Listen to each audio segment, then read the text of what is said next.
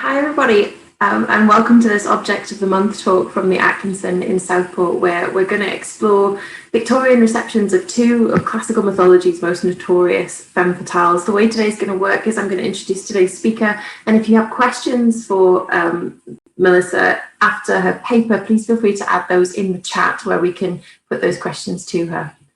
So my name is Dr. Laura Eastlake, and I'm Senior Lecturer in English Literature at Edge Hill University, and I've been lucky enough to work with our hosts today, the Atkinson, in co-curating the Fatale exhibition attraction, which if you've not been able to visit and explore in person, you can do so online and in VR using the link that you can see on your screen just now, or through the Atkinson website. So Fatal Attraction explores the long history of what is really a story that human civilization has been telling itself for thousands of years, a character that we've created, this figure of the femme fatale. So the exhibition looks at early goddesses of love and war, like Inanna and Ishtar, biblical figures like Lilith and Eve and Judith, through to classical figures like Medea, Clytemnestra and Cleopatra, right up to the Victorian age and modern cinema, where the femme fatale might take the form of a vampire like Dracula's Brides, or a modern day screen siren like someone like Elizabeth Taylor, who's playing Cleopatra, whose body and story have been kind of shaped by the press to fit this very long-standing image of the femme fatale as someone who is at once sexual and dangerous. So what interests me in my academic research, Melissa and I, and what really lies at the heart of this exhibition too, is something that we call reception theory or reception studies. The idea that when a culture, any culture, looks to the past, whether it be Shakespeare writing about Julius Caesar or Cleopatra, or Bridgerton looking at the Regency period, or as Melissa's going to talk about, the Victorians looking at the ancient world, those works often tell us more about the society that's receiving them and reinterpreting them than they do about the original past they're depicting. So writing or painting or sculpting the past is usually a way of kind of holding a mirror up to our own present and our own values. And that's why in this week of International Women's Day, we think it's really important to look at a figure like the femme fatale and be aware of the kind of cultural baggage that might come with her from past ages and how we might reinterpret and reshape it to reflect values today. So I wanted to start with this one example from the Fatal Attraction exhibition. This is Frederick Sandys's Helen of Troy from around 1866.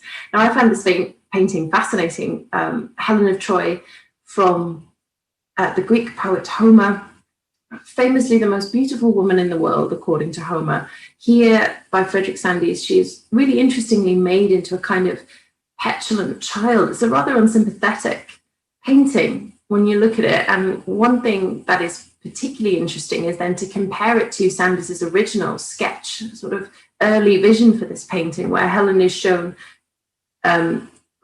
full-bodied, not just in this very close-cropped portrait, and she's shown standing in front of the burning wreck of Troy, I guess, being berated by Cassandra, the Trojan princess Cassandra, who foresaw and who is now berating Helen for the fall of this city and its monarchy.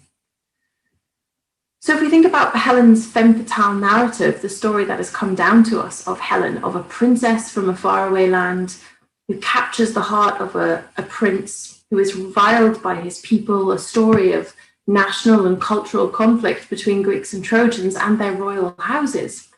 It's quite striking that even today, you only need to look at press reports this week on someone like Meghan Markle to realize that whilst details differ, this way of telling stories about women, these archetypes are very much still with us. These old stories serve as often an all too easy shorthand for talking often disparagingly about women. And so they remind us how important it is to rethink and rewrite the femme fatale for the modern age. So I'm delighted to hand over now to today's main speaker, who's going to look at how the Victorians looked to these ancient pasts and what they made of two of mythology's most notorious femme fatales. Melissa Gustin completed her PhD in History of Art at York in 2018, where her thesis focused on American women sculptors active in Rome in the 19th century. Since graduating, she's held the Henry Moore Postdoctoral Research Fellowship, working on her book titled Unquiet Grandeur, Encountering Antiquity in Neoclassical Sculpture.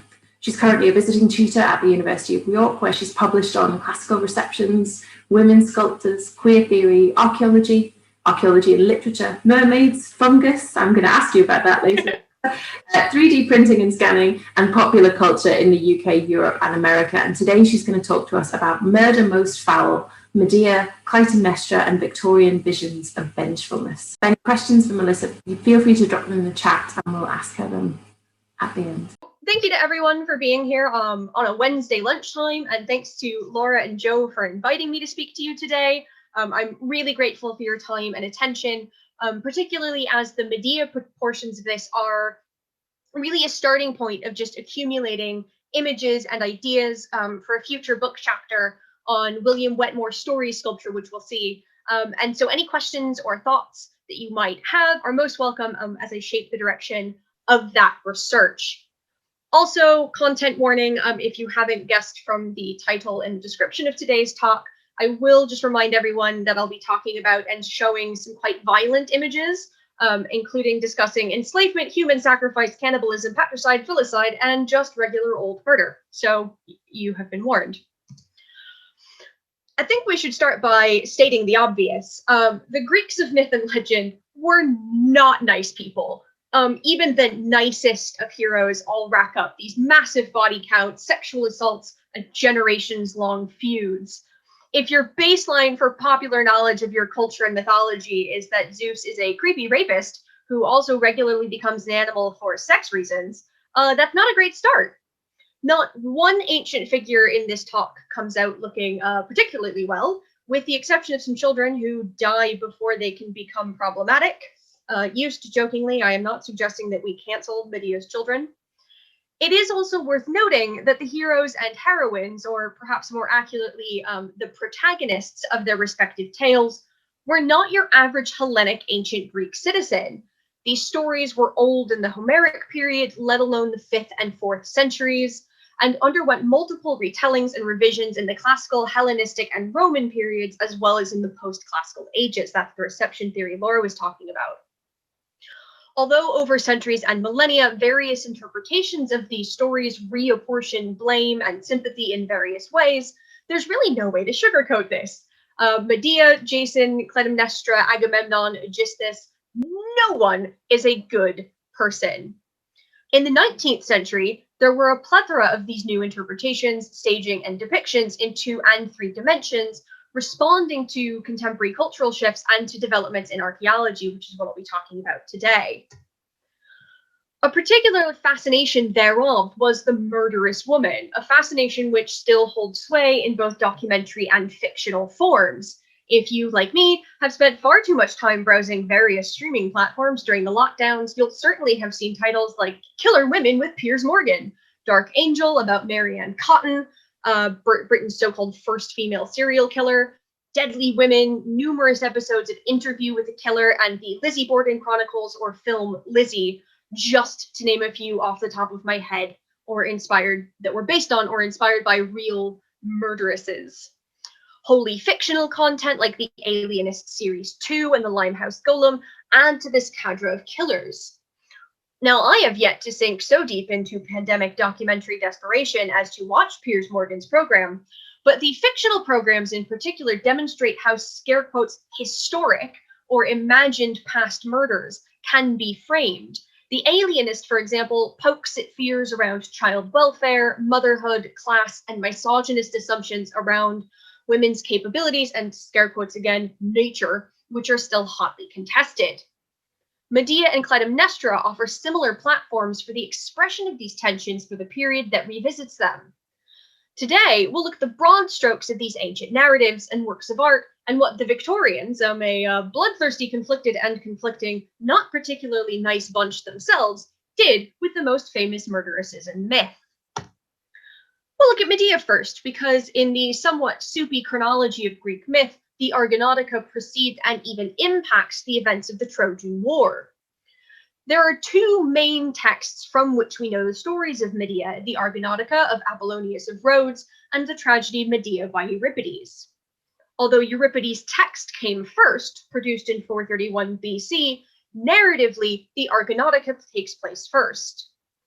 Book 3 of the Argonautica opens, quote, "Come now, Erato, stand by my side, and say next how Jason brought back the fleece to Iolcus, aided by the love of Medea. For thou sharest the power of Cyprus, and by thy love cares dost charm unwedded maidens. Here, wherefore to thee too is attached a name that tells of love." End quote. Medea, the daughter of Aeetes and Edea, the princess of Colchis, the granddaughter of Helios and the niece of Circe the sorceress, priestess of Hecate and a powerful witch in her own right, was made a tool of the Olympians through the power of Eros' dart, striking her heart with the golden shaft so that she fell in love with Jason, son of Aeson. Jason and his Argonauts sought the golden fleece, a relic of the god Poseidon and the key to reclaiming his kingship, which was hung in the grove of Ares and guarded by bronze bulls who struck the ground with brazen hooves and breathed flames, ground sown with dragon's teeth which sprouted soldiers, and a dragon, a monstrous serpent who never slept. Medea's father Aeetes, believing Jason and the others were there to steal his throne and scepter just as Jason's had been stolen, refused to give him the fleece, but set him the task of overcoming these impregnable defenses to claim the prize. Medea was beseeched by her sister Chalciope to aid Jason and her own sons, Medea's nephews among the crew, with her potions and spells. Burning with love with Eros' golden dart, she agreed and, quote, "brought a casket wherein lay many drugs, some for healing, others for killing, and placing it upon her knees, she wept." Further, Medea meanwhile took from the hollow casket a charm which men say is called the charm of Prometheus. If a man should anoint his body therewithal, having first appeased the maiden, the only begotten, with sacrifice by night, surely that man could not be wounded by the stroke of bronze, nor would he flinch from blazing fire. But for that day he would prove superior in both prowess and might. It shot up firstborn when the ravening eagle on the rugged flanks of Caucasus let drip to the earth the blood-like ichor of tortured Prometheus, and its flower appeared a cubit above ground in colour, like the Carissian's crocus, rising on twin stalks, but in the earth the root was like newly cut flesh.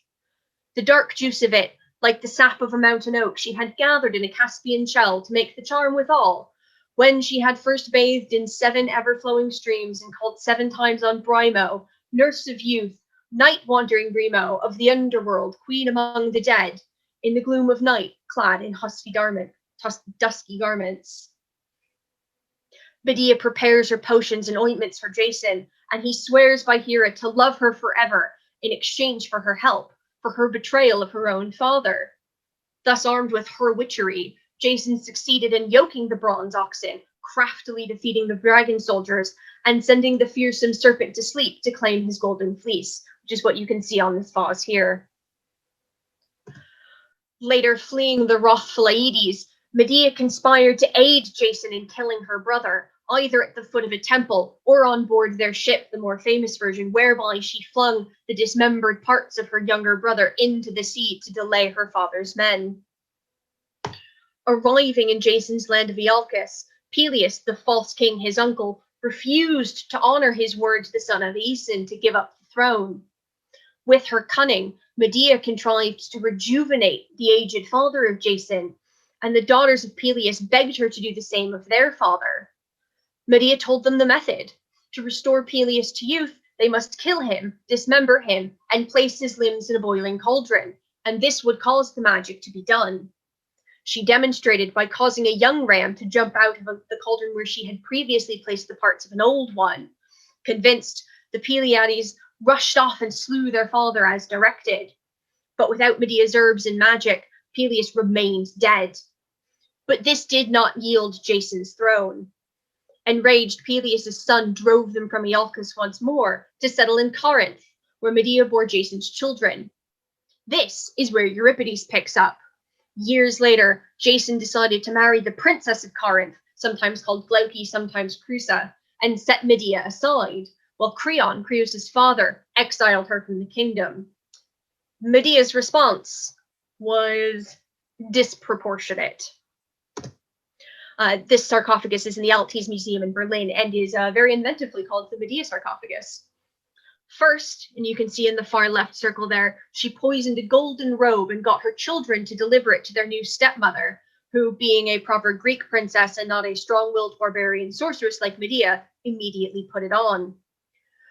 Creus's father, Creon, king of Corinth, tried to rescue his daughter from her agonized suffering as she flailed and burned with the flames of the poison, and was thus poisoned himself, and you can see that in the middle circle.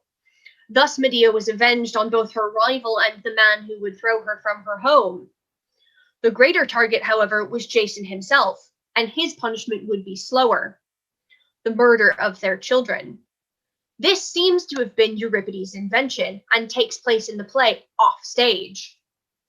Jason, seeking a confrontation with Medea over the death of his new wife and father-in-law, arrived too late. Despite the pain she knew it would cause her as well, Medea had already killed their children. She appeared over the stage in the drama in Helios's chariot, using tropes ordinarily reserved for the Olympian gods in Greek drama, and declared that she would not even leave him the bodies. She would bury them in Hera's precinct, and cursed him for the evil he had done to her. Jason died, drunk, squished to death under the rotting prow of the Argo while he napped. He had lost the favor of the gods, especially Hera, for betraying his oath to Medea. She, conversely, was shown as like a god, or at least favored by them, using her grandfather's solar chariot, ordering the proper rites for her dead children, who would become the figures of a cult, and prophesies the future. The historian Pausanias noted at least 5 different versions of Medea's legend and sites believed to be the burial site of her children in cult precincts where offerings could be made. Medea's narratives offer compelling contradictions and numerous modes of engagement for audiences. Although she took her vengeance way too far, her violence is justified in the text. It's not cool to murder people. Jason betrayed his oaths to her and the gods after she sacrificed her first home and people for him and followed him to foreign lands. She murders multiple family members, including her own children, but admits how much it pains her, and then arranges for the children to be honored and offered sacrifices by generations of Greeks. She is a powerful witch, but honors the gods and their laws by seeking ritual cleansing for her crimes, and only commits these crimes in the first place because of the meddling of the Olympians themselves. Medea's story explores the depth and power of feminine rage and magical powers, which can serve to disorder society or punish betrayals, sometimes simultaneously. It explores the risks to women of marriage, of leaving home, and of being emotionally vulnerable. In the 19th century, as marriage laws, women and children's rights, and immigration and colonization were under heated debate, Medea was a flexible figure for contemporary projection. In the exhibition, we can see Evelyn de Morgan's Medea painted around 1889 and displayed in 1890, where she shows Medea as a solitary figure in a colossal marble hall. She wears purplish pink robes over white and lifts her hem to reveal an elegant foot in a barely there sandal. At her feet, a 2-headed pink rose lies discarded on the marble floor, and 4 doves feed behind her to our right, with another roosting above her to our left. The cavernous space, with barrel vaults and panels in multiple marble colors and bronze decorations of sirens holding torches, simultaneously swamps the dainty Medea and closes around her, framing her head against the sliver of visible twilight at the far back of the scene. The setting is wholly inaccurate for Bronze Age Corinth, but sets the emotional tone for a woman far from her own home, crushed by the choices she is about to make. De Morgan displayed this originally with an excerpt from William Morris's poem, The Life and Death of Jason. Quote, "She saw the happy time fade fast away, and as she fell from that happiness, again she grew to be the sorceress, worker of fearful things, as once she was." This comes in the final book of the poem. The book is titled The Death of Jason, and shows Medea aware that Jason was withdrawing from her. Although De Morgan was never a painter of elaborate or melodramatic throes of grief or expression, and thus this picture doesn't seem to match up with the wild-eyed witch with whom we may be more familiar, De Morgan gives us the quiet before the storm. She holds already the poison with which Creusa and Creon will be slain, and the 4 doves clustered to her left may be read as her 4 coming victims. We, and the Victorian audiences, know what is coming. We do not need to see it happen to feel the pathos. Some of De Morgan's other magic women present, in fact, more menacing figures. Queen Eleanor on the left is surrounded by the ghastly specters of monkeys and dragons about to poison Rosamond, and the love potion, where a woman in choleric yellow pours a potion into an ornate goblet, while two figures embrace on the terrace in violation of social distancing requirements. But her Medea is reticent, as if she is still unsure whether or not to carry out the ultimate act of family destruction that we all know she's going to. By contrast, Frederick Sand's painting of his Romani lover Kiyomi Gray as Medea from 1868 presents us with a wild, exoticized witch, pulling together imagery from Egyptian, Greek, European, and British folk magic traditions. Sandus shows her as mid-spell, with fornicating toads in a burning brazier. In other images of Medea at work, the magic is reduced to an already completed potion, but here we are shown the process of spell casting. Now, ordinarily, I'm not a big believer that the identity of a model for these paintings actually contributes that much, but in this case, Gray's Romani heritage is in alignment with the narrative. An antizygous stereotype of Romani women is that they were fortune tellers and could cast the evil eye. Furthermore, as visibly raced others, a Romani model for Medea reflected that element of her narrative. The slur for Roma or Romani people is often cited as evidence that they were descended from Egyptians, and ancient Egypt was a land of sorcerers and witches, older than Greece itself. In Sand's painting, this is made most explicit in the Fayant Shabti figure on the left, and the woven or painted emblems of the cobras, the owl Thoth, the hawk-headed Horus, scarabs, and Amit, the crocodile-headed dog who devours unworthy souls. While the less specific exoticizing elements include the heavy coin earrings and faience and coral beads. Where De Morgan's painting shows us the conflicted and betrayed Medea, Sands gives us an image of the dangerously powerful woman who probably shouldn't be betrayed. Now, this shouldn't be read as some kind of inherent difference between artists of different genders by any means. Compare, par exemple, Ensemble Feuerbach's series of Medea paintings. One, a group image of Medea and her children in a moment of calm before she is abandoned. The second, with a dagger not shown. And the final, with Medea weeping over an urn, presumably holding the ashes of her children. And Medea has had a presence on the English stage since at least the 16th century, but in the Victorian age she took off again, although not the original Euripides in English, which didn't happen until 1907. Some authors of the 19th century adaptations took an ancient view that Medea did not kill her children, but that Euripides invented this after a bribe from the Corinthians, whose ancestors had done the murders and who were tired of taking the blame. These productions have been shown to be directly linked and even to address on stage contemporary marriage and divorce laws and social debates.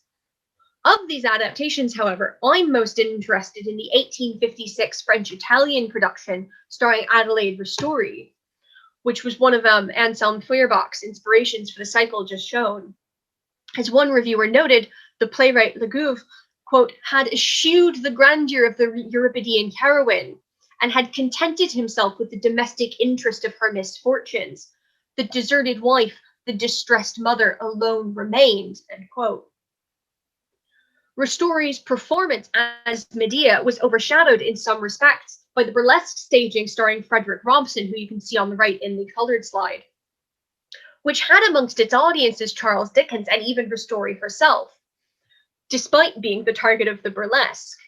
Dickens wrote, "It is an odd but perfectly true testimony to the extraordinary power of his performance, which is of a very remarkable kind indeed, that it points to the badness of Ristori's acting, in a most singular manner, by bringing out what she does and does not do. The scene with Jason is perfectly terrific, and in the manner in which the comic rage and jealousy does not pitch itself over the float at the stalls is in striking contrast to the manner in which the tragic rage and jealousy does. He has a frantic song and dagger dance about 2 minutes long altogether, which has more passion in it than Ristori could express in 50 years, end quote. These performances expected audience sympathy for Medea as the abandoned and emotionally conflicted mother. The Robson burlesque subtitle was somewhat ironically, quote, "The best of mothers with a brute of a husband." Ristori and probably equally Robson's performances inspired American sculptor William Wetmore Story for his marble figure of Medea in 1856-ish. As with almost everybody else, Story chose a moment of emotional tension rather than the violence itself as Medea ponders her choices, but with the knife already in hand. In 3 dimensions, life size, looming over viewers with the knife at eye level, this figure brings Medea into our space and makes us directly confront what she's about to do. The flawless, sugary white marble is an ironic material for the bloody subject. Nor does she show the same kind of tragic conflict as De Morgan Feuerbach. Story's Medea is determined, her foot edging off the pedestal as if about to take the final step towards her murderous acts. Nor does it particularly visually respond to the images of her story as Medea which have been preserved, where the actress is absolutely swallowed in stiff, dark, voluminous robes with her hair done in masses of tight curls. These promotional photos also show the children in various poses with her, a focus on her maternal grief rather than her vengeance. Story's clingier draperies are on one level a simplification for carving in stone and a stylistic choice informed by neoclassical tastes, refined for visual clarity in the gallery or display setting rather than striding about on stage.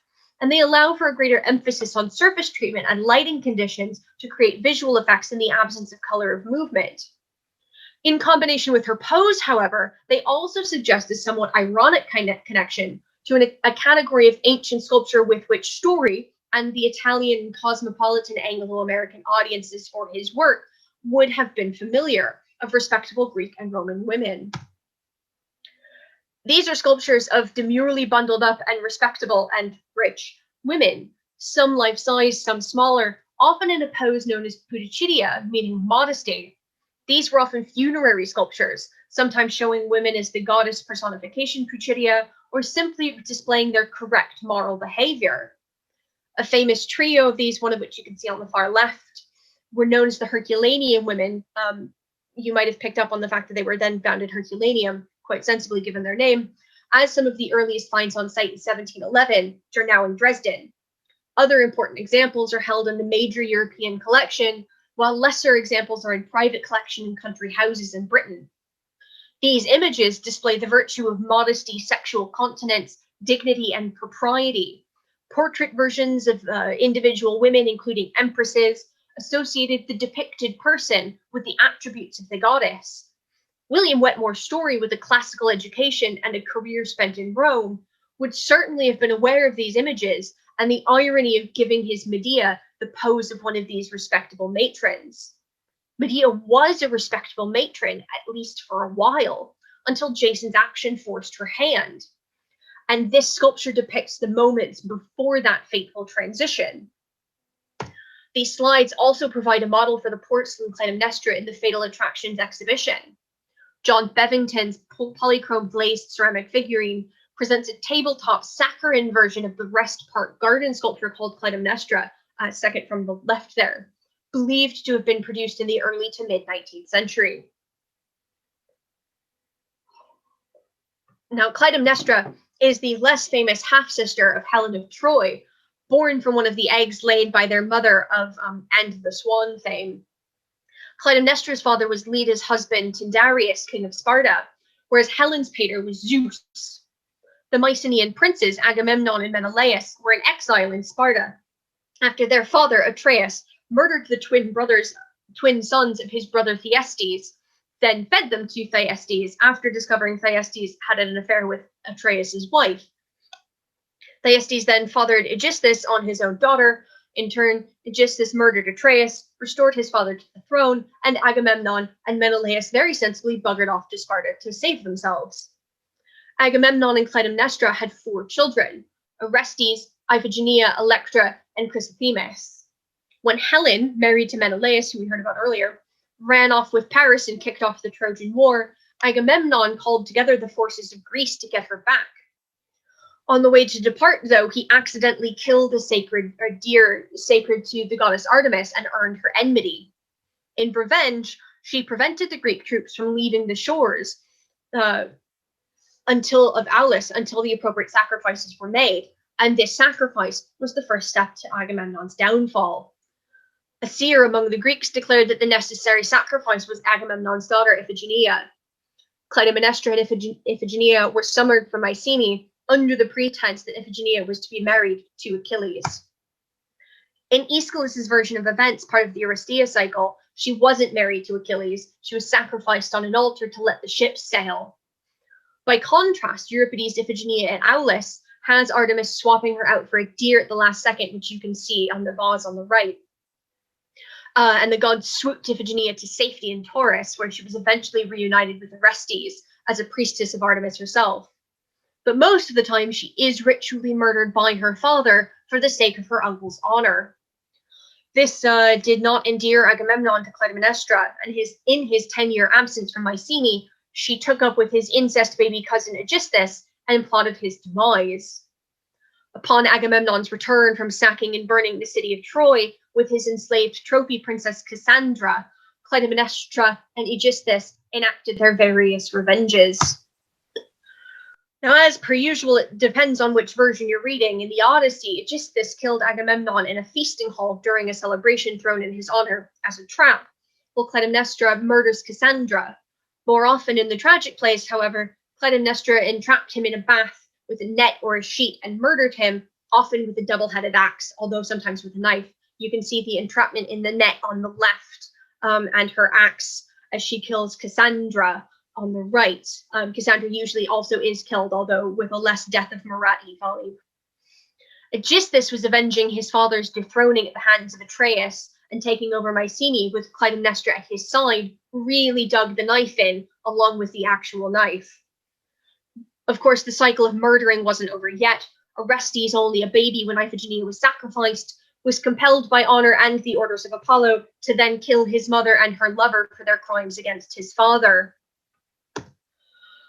Clytemnestra and her children were often compared not to Medea in ancient texts in modern times, but to Penelope, the wife of Odysseus, who remained faithful to Odysseus for 20 years while he was at war and then busy shagging his way through the Mediterranean on his way back, including with Medea's aunt Circe. Of course, Penelope's loyalty still racks up a body count when Odysseus returns and kills all of her suitors and hangs Penelope's enslaved maids for sleeping with, probably raped by the suitors. Clytemnestra betrayed Agamemnon with his enemy cousin in his own home and murdered him over the death of a mere daughter, whose sacrifice was ordered by the gods and by the demands of manly honor, and to continue her affair while ruling his country. That it was her father's country first, and she was its princess before he showed up, of course matters for nothing. Unlike Medea and Jason, where Jason actually set her aside to marry Creusa and broke his vow to Hera as well as to her, Clytemnestra's jealousy over Cassandra as an enslaved war trophy was not justified. She was still queen of Mycenae and Agamemnon's wife, while Cassandra was the displaced prisoner of a fallen country. The Bevington figurine in the exhibition takes the monstrous figure of the family destroyer and makes her small and decorative. The colors are bright and springy, with a charming floral print on her dress. Her face is prettily painted with a very fetching lipstick, and even her knife is gilt like her jewelry. The small scale of the figurine and the daintiness of her attire makes Clytemnestra's homicidal acts into an appropriate gewgaw for the china cabinet or the Victorian mantelpiece. While to a worldly and classically educated viewer, the irony of the Pudicitia pose would be just a conversation point. If the figurine was produced later in Bevington's career, say in the 1870s or later, we might even consider its relationship not only to the monumental stone sculptures, but to the bright terracotta figurines from Tanagra, which fueled a whole range of forgeries, imitations, and inspired by decorative objects in Europe. The archaeological finds, however, don't ever seem to have held weapons. Clytemnestra is almost always shown with a dagger, or more frequently, a double axe.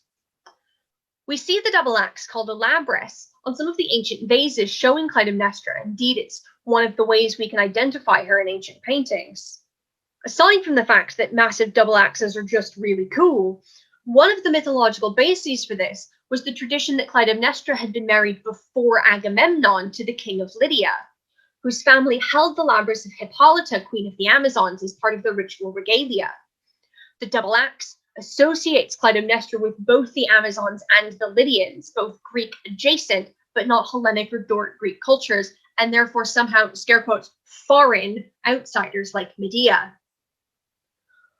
Although Frederick Lord Leighton's painting Clytemnestra, with the admirably terse title of Clytemnestra from the battlements of Argos watches for the beacon fires which are to announce the return of Agamemnon, shows Clytemnestra in pure white, sans weapons, and standing attentively on the walls of Argos like a good wife watching for the return of her beloved husband and king. This is, like the daintiness of the Bevington figure, somewhat ironic, and a tense moment where we, the viewers, again know what's coming. Like William Wetmore Story's White Marble Medea, the whiteness of the robes will be stained with blood as she seeks her vengeance. She also recalls, and I am grateful to Dr. Kieran O'Neill for this comparison, the caryatids of the Erechtheion, a looted example of which Leighton could view at the British Museum. This makes her look stable, unchanging, and almost serene, except for the wringing hands. Her immense muscular body suggests the strength that it will take to murder Cassandra, who she doesn't know is coming yet, and Agamemnon in the bath, especially if she's wielding the axe rather than a smaller sword or knife. Leighton's picture isn't notable for its archaeological accuracy in the setting or her costume, but for the physical and emotional tension in Clytemnestra's body and hands. It lacks the overt threat or completed violence, as well as the archaeological accuracy of John Collier's Clytemnestras. The first version, which we see here, completed in 1882, is massive and threatening, 94 by 69 inches, with the muscular figure of Clytemnestra dominating the picture plane. Collier's Clytemnestra is the unabashed murderess, triumphant in her violence over Agamemnon. Streams of blood trickle down the stairs from the head of the axe, and the shadowy form of a body is just visible in the darkness behind the raised curtain. Blood stains the forward edge of the blade and spatters Clytemnestra's dress. The violence and monumental scale are given an air of truth or factuality through the use of contemporary archaeological details. The column to Clytemnestra's left is based on a column from the so-called Treasury of Atreus at Mycenae, installed upside down, just as it was at the time, and Clytemnestra wears accessories inspired by the spectacular finds from Heinrich Schliemann's dig at Hissarlik, known as the presumptive site of Troy. Clytemnestra wears the so-called small Helen of Troy diadem, famously modeled by Schliemann's wife in this photograph, and rejected for purchase by the British Museum as too expensive. But these artifacts were displayed in London at the South Kensington Museum, now at the V&A, for 3 years, starting in 1877, meaning the gallery-going public would have been well aware of the significance of Clytemnestra's diadem. That Schliemann was a dynamite-loving hack who blew right through the actual layer of Bronze Age Troy to a deposit from about 1,000 years earlier. Irrelevant. The inclusion of the most recent and exciting archaeological finds from the Trojan War, architecture, and costume presents the scene not as one variation among many on Clytemnestra's murders, themselves mostly derived from ancient theater and contradictory, but as a kind of semi-documentary image. That the picture was in fact based on Aeschylus rather than history is clear from the fact that the painting was displayed with lines from Aeschylus's Agamemnon. Quote, him twice I smote, twice groaning prone he fell, with limbs relaxed then prostrate where he lay. Him with third blow I dowered, votive gift, to Hades, guardian of the dead below. Collier's second Clytemnestra, displayed in 1914, pushed a sense of archaeological accuracy even further, using even more up-to-date archaeological evidence, what I like to call the tits out for historical accuracy version. No longer was Clytemnestra wearing a classical Greek chiton, but a Mycenaean skirt and girdle, and carrying a Mycenaean short sword rather than the cumbersome double-headed axe with its impractically long handle. This repositions Clytemnestra even further from being a proper neoclassical or Victorian vision of a Greek heroine, and sets her more clearly in the warlike and colorful Bronze Age. While we don't, unfortunately, get to gaze upon the so-called Mask of Agamemnon, which was definitely not Agamemnon and possibly not even Mycenaean, and certainly not from the period of the Trojan War, found by Schliemann in 1876, we do again get her murder weapon dripping with blood, leaving a puddle of crimson on the otherwise immaculate floor. This Clytemnestra is less masculine than the earlier version, not only because she's got her baps out, but also through the visible signs of her long hair, the less aggressive and dominating pose. She takes up less of the overall picture space, and Collier has given her softer features. But she still wears the small Helen of Troy diadem, despite the fact that at this point the treasures of Priam and the Schliemann trench at Hissarlik had been shown to date significantly earlier than the period of the Trojan War. This late picture from 1914, something of a last gasp of Victorian painting, may herald a moment of radical change for women and their relationships to the body politic, with suffrage and attempts to increase access to divorce in Britain for women. By way of comparison, Medea and Clytemnestra in the 19th century might be contrasted with another famous historical murderess, Beatrice Chenchi, who became an immensely popular figure in Britain and America in the mid-1800s. Beatrice was a 16th century Roman noblewoman who murdered her father with the collaboration of her stepmother and some servants. And by murdered, I mean stabbed him in the eye with a stiletto knife and then threw him out a window into a tree so it would look like he fell to death in drunken stupor. Unfortunately, they were betrayed by one of the conspirators, arrested and tortured. Beatrice and her family were ultimately beheaded on a scaffold at the Ponte Sant'Angelo in Rome on September 11, 1599. During the trial, it was suggested that Beatrice's father had been sexually abusing her, and the murder was an attempt to free herself and her stepmother from his abuse. Although this was widely considered grounds for clemency, especially as her father was generally hated and known to be an abusive, murdering criminal, the Pope first of all coveted her money because the family was loaded, and second of all needed to stave off a rash of patricides in Italy, no matter how justified. These circumstances of her murderous act of self-defense and execution inspired Percy Bysshe Shelley's The Cenci in 1819, and numerous retellings in the middle of the 19th century, which allegorized Italian political and religious tensions. British and American audiences ate it up, and viewed Beatrice as a morally aggrieved and justified maiden, defending herself against incestuous violence, executed by a money and power-hungry authoritarian regime who also happened to commit the ultimate sin of being Catholic. So despite the fact that she killed her father and got her whole family executed, she was still received by 19th century audiences as a moral figure, and this is more clearly framed in works of art like Harriet Hosmer's image, which you can see on the right, or paintings of her the night before the death. This on the left is in fact probably not Beatrice Chenchi and also not by Guido Reni, but that is how it's famously described. The murder itself was not the artistic focus, but the consequences thereof. Given the wide variety of images, approaches, styles, and artists seen in just this short amount of time, I am hesitant to ascribe any singular political or social message to any of the pictures or sculptures for which we do not have explicit writings from the artist or immediate contemporaries who would know. The plays, for example, are slightly different because they do explicitly address this in reviews and on stage. Ancient stories and subject matters have existed for too long and in too many forms for there to be a singular interpretation at any given moment. We can only suggest broad themes, parallels, and connections. As I mentioned earlier, even something like what we consider the key action, Medea killing her own children, was an invention by Euripides, possibly because he was paid to shift the blame, and not somehow a mythological truth. What Medea meant or how she functioned as a semi-historic, semi-divine character to the Athenians in 431 BCE cannot be fully reproduced to modern audiences because we don't engage with the religious and cultural elements in the same way. Most of us don't believe in the Hellenic pantheon of gods on Mount Olympus, who might literally intervene in our lives, or who may speak through oracles and omens.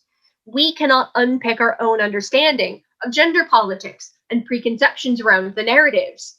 Medea, for us, is almost always the child murderer and a prestige role for middle-aged stage actresses. We do not make offerings at the altar of Medea's children in Corinth. Or do we? We see these kinds of public acts of catharsis not so much in theaters and museums, but in the public outpourings of grief and support following, for example, the deaths of public figures or children who catch the attention of the media. Diana, Madeleine McCann, or even the smaller sites of offering in remembrance to local tragedies, roadside shrines to the deceased from accidents, or ribbons for the troops.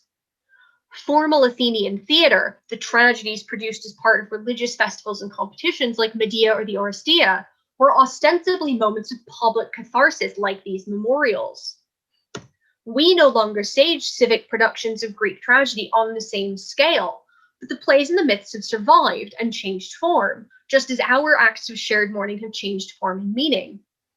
The paintings, sculptures, and stage productions from the 19th century cannot engage purely with the Greek texts or connect to singular social meanings by direct one-to-one analogies. They can be adapted, refigured, and reperformed, but each of these accretes or aggregates or accumulates as part of the fabric of the narrative. Paintings like De Morgan and Sand's respective Medeas both engage with this historical, visual, and textual fabric, but in such different ways that it is impossible to construct a singular shared vision or perspective. Many of these pictures and sculptures are, like the original figure of Medea and to a lesser degree Clytemnestra, a mixed bag of moral and empathetic emphases, seldom wholly villainous or wholly sympathetic and tragic, wholly victimized or wholly empowered. Contemporary readings of these myths for artists may produce new images of girl boss femininity or the monstrous feminine, or something more nuanced entirely. Thank you. Thank you so much, Melissa. That was great. If you are listening in, if you have questions for Melissa, please feel free to add them to the chat, which you will be able to access either at the bottom of the top of your screen, depending on what you're using. And make sure you have that chat set to everyone as well, so we can see your questions. While there's a few coming in already, while people are thinking, Melissa, I wonder if I could ask you a sort of starting question, because the images you showed there of Medea on the Victorian stage were really interesting, the way you sort of made those connections of how the performance by Adelaide Ristori and it's not Robert Bruff, I've forgotten. Frederick Robson. Frederick Robson in the play, yeah, kind of make their way into the sculpture. And you mentioned then that that the Victorians had a kind of mid-century fascination with Medea because of the way she was able to speak to women's rights and children's rights at a period. I wonder if you could just say a little bit more about that for people.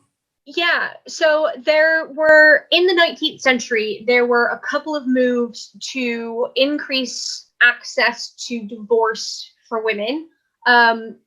Originally, and I'm not an expert in Victorian divorce laws, but it was a very hot button topic, that there were women who were abused, cheated on, abandoned, who did not have access to divorce to leave husbands. They had to not just show adultery, but they had to show all manner of other issues. It was a very expensive process. It had to be done through private bills, through Parliament. You couldn't just go and get a civic divorce. This was changed, but it was in, I think, the 1850s. So it was right at this moment. Yeah, 1857. But it was still an expensive, difficult process.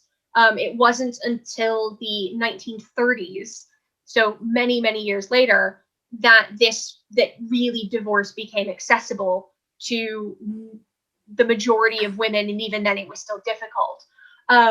There were changes to custody laws, which was another big issue, that a father had absolute rights over the children, and a woman who left or divorced could be cut off entirely from her children. So that's one of the issues at play in the Gouffre reception in Britain, is that Medea is losing complete access to her children. And that had been changed as part of, in the mid-19th century, that women had, I believe until the age of 12, it was assumed that the children needed access to the mother at that point. And of course, this is all terribly heterosexual and binary, and gross and essentialist, that, women were natural mothers, which is a big subtext in Medea. Is she a natural mother if she can kill her children like that? So there's a lot at stake. The plays are useful because they do actually explicitly frame it that way. That there is, I can't quote it off the top of my head, but there is in the text of the plays that this is about contemporary marriage politics. This is about her being abandoned unfairly, and what is a normal woman to do about this situation. So she was, and then the Robson, even more explicitly than the Gouffre, does play with this because it was written by a British playwright for British audiences, starring a British man as Medea. The fact that he's considered way more sympathetic than the Italian actress is really interesting. I think Rhiannon Easterbrook has done a lot on drag performance and burlesque in the 19th century. I don't know off the top of my head if she's worked on these.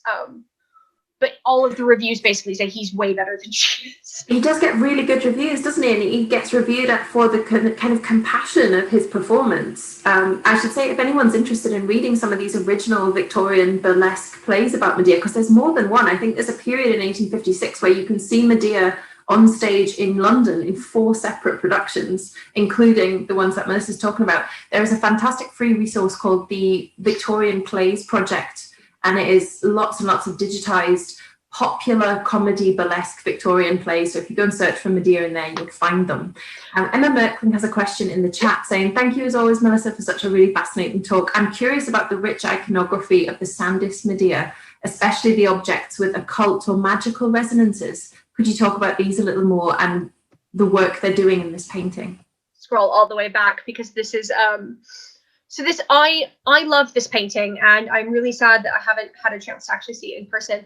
So this is what Sandist brought together is a really, really weird little mix of iconography. He's leaning really hard on the Egyptian stuff, and what I'm particularly interested in is the Ushabti figure of the, I think it's supposed to be, it's like a Sekhmet figure. And probably matches one in the British Museum. I'm not sure off the top of my head which one, but I could, with sufficient work, could probably track it down. But I think that what he's doing in this iconography, and then you can sort of see this is at the very center, there's like a little dried skate. There's sort of a Celtic-looking sort of lace work figure animal on the brazier. She's holding some kind of Roman glass object. She's wearing Middle Eastern, I think, Turkish earrings. So it's not showing, and then there's a sort of vaguely Japanese look to the tapestry, even though it's got these incredibly accurate hieroglyphic figures. The middle figure, there is a very specific hieroglyph of Horus with an erection that has to do with the fecundity of the Nile. So he's clearly done a lot of work to make sure this is very accurate Egyptian iconography for these. And I think what it's pointing to is something to do with death, frankly, and dark magic and the impending doom that this is going to bring to Medea's loved ones, that her magic is part of what essentially kills 6 people. And that it's not benign, that it's exceedingly foreign, and that it is deathly. The fornicating toads, someone has done, I think there's a book about ancient Greek magic where the fornicating toads come up. So it's sex and death. The toads are doing it. You've got Horus with a boner in the background. It's sex and death, and it's not nice. Particularly a kind of feminized sex and death as well, and violence, because I think, I could be misremembering, but the Sekhmet figure as well is a figure of war and kind of medicine as well. So this idea of love, so very reminiscent of those early goddesses who are kind of love and beauty and war and death combined. Yeah, and Sekhmet is a goddess, so it's a lion-headed goddess. It's sort of vaguely reminiscent of the Aeon sculptures of I can't remember his name. Orphic traditions, that's the word. Orphic traditions. You could see them at the Vatican. They're very weird. They're lion-headed gods with wings wrapped in snakes, kind of like Lilith. So there's a lot happening in this. The fact that it's his partner or his lover who is herself Roma.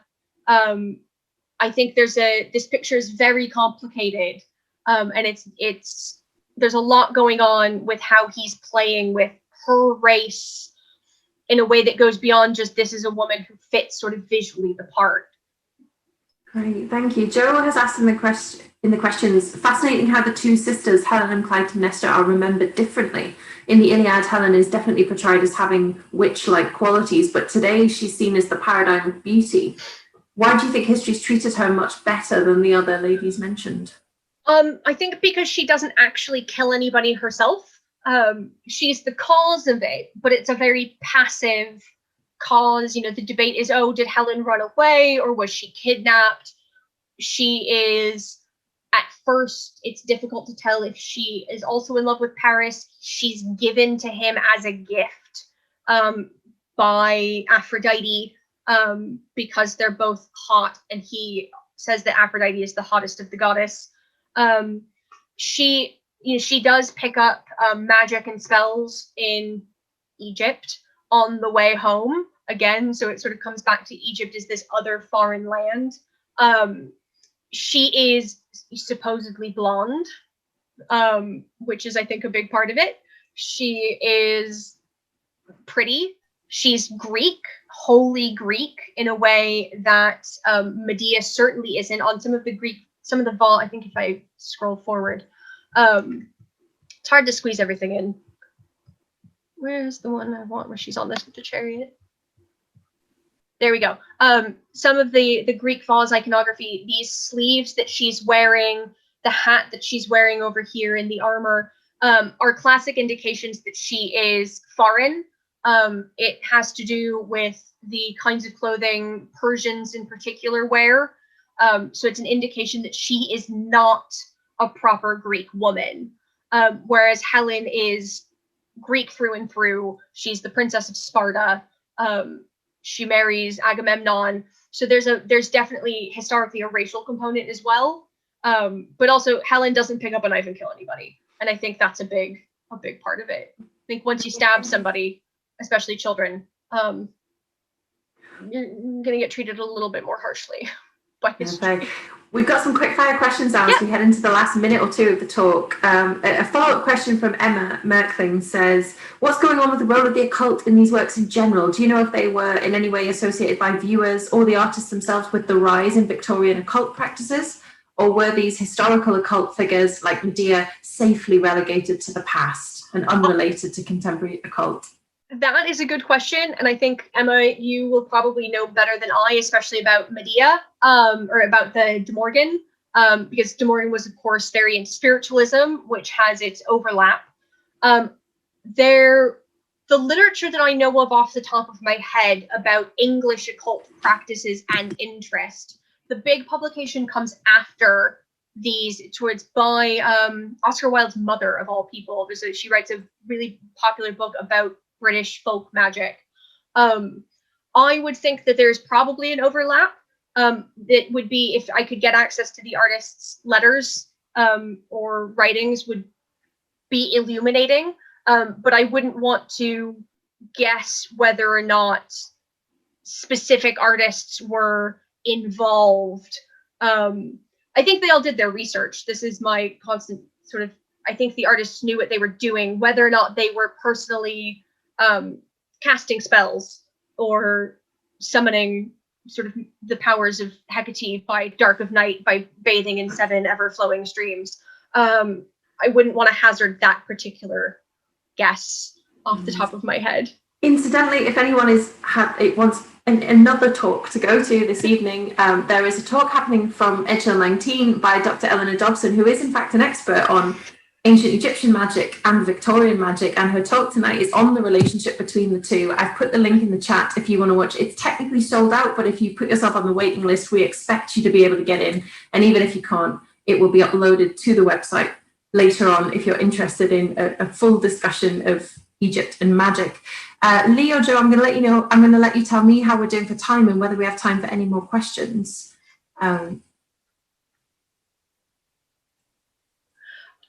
I will also say there's a huge volume of literature on Medea in the 19th and 20th century. It's literally like a whole book, I think edited by Edith Hall. Edith Hall. Yes, yeah. Which is very good. And as I get into actually writing this chapter at some point, if the pandemonium ever lifts, about William Whitmore Story's Medea, I will actually be hopefully getting to dig into the theater productions and what was available a bit more. Great. Well, given that we are a minute or two over, but we only have one question left in the chat from Amy Blackledge, so we'll take it speed round, Melissa. I know your research is focused on the 19th century, but I wonder whether 18th century visual culture had a role in shaping how Victorian artists composed Medea. Differences between 18th and 19th century? Go. I think that they absolutely do shape that reception. I sort of had to cut them for time. There are a lot of really fascinating, you're right, the Romney picture. I'm thinking also of the Fuseli. There's a Fuseli drawing based, I think, on Lady Hamilton as Medea as well. So absolutely it feeds in. All of this is sort of a continual ebb and flow of references that build up on each other. Some things build up and get picked up, some things build up and fall away. That's sort of the glory of reception studies, is nothing ever happens in isolation, and you get to just sort of draw arbitrary lines depending on how long you have to talk in any given situation. But yeah, it's absolutely sort of the Victorian is a continuation of this. Brilliant. Well, thank you so much for joining us, Melissa. That was a really fascinating paper. I'm going to put in the chat, if you haven't had a chance to explore it already, the online Fatal Attraction exhibition, which features many of the objects that Melissa's been talking about. There is, you can explore it online and in VR. There's also a reading list to go along with it. If you want to read more about some of our favourite Femme Fatales, you can check out the reading list here. Let me know your favourites. From your favourite Femme Fatale from the exhibition or from the reading list, and you have a chance to win a copy of one of the books on the list of your choice. So thank you very much for joining us. Thank you to Melissa, and we will see you again in the next talk on the 7th of April at 7 p.m, The Mummy, Ancient Craft, Modern Science, with Dr. Bob Loynes. Thank you. That was amazing. My background is ancient history and archaeology, so it's my love anyway. And it's been so long since I've actually heard this, so thank you. And it was fascinating. Thanks very much for that. It tied in so wonderful to the exhibition, so really appreciate that. Thank you. I'm a sort of a semi-classicist by training. I had a classics minor in the States system. So I did classical receptions in the Western art tradition, and then an archaeology and classics in translation minor with Stephen Dyson and Vance Watrous, and then Lynn Roller is my MA. So I get very sort of like, and then the PhD, obviously, I spent all of this time in Rome looking at all of the classical material. So I'm very sort of, I like having that. I like being able to talk about classical stuff in the night.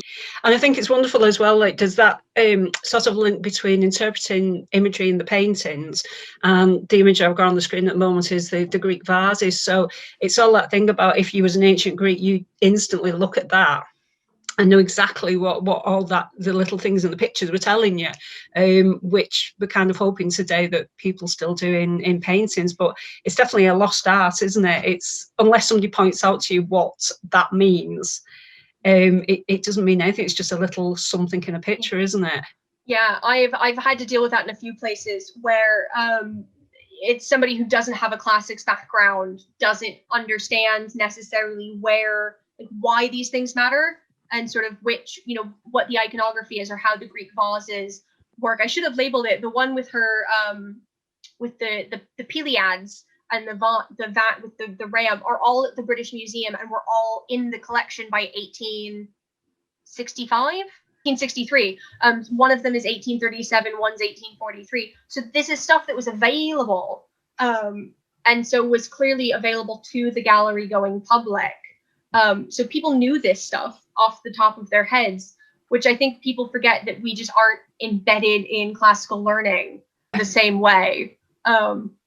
Which does raise really interesting questions about the classics, who has access to the classics, the fact that it has historically predominantly been a sphere of male elite learning. And so a lot of those things, it's interesting to see how a lot of those tropes come down to us in different forms that are sometimes sort of completely unlinked from their classical origins. I'm thinking about Game of Thrones. That too has a kind of feast of Atreus, where the relatives are killed and eaten at a feast. That is coming directly from Greek tragedy, and yet it's being completely uncoupled from all of its Greek visual stuff. I almost had, if I'd had time, I probably would have mentioned Tyler Perry's Medea as well, because he has that whole character series of Medea, who dominates her, didn't kill any of her children, but certainly is this sort of very domineering, powerful matriarchal figure, which is a wholly different subset. Maybe this could be bonus content as well, because I was dying to ask you about very modern Medeas, the kind of female killer that has sort of become fashionable, and you use the phrase female rage. So figures like Gone Girl, the shows like Killing Eve, we're seeing this resurgence in the female killer as a motif of female rage. Yeah, it's absolutely, and I sort of had to cut it. I'm not a theater person. My problem is, and it's literally that I don't enjoy the theater because I can't suspend disbelief. I just get distracted. And so I didn't end up going into, but you see all of these productions, Medea is such a prestige role. It's one of these roles that the best stage actresses all want to play, they all win awards for, but it's such an adaptable figure that you get all of these modern interpretations where the focus is on the refugee nature, the matricide, or her figure as maternal. So it's such a flexible, that ancientness of it gives it the kind of flexibility that, I don't know, Sweeney Todd doesn't have.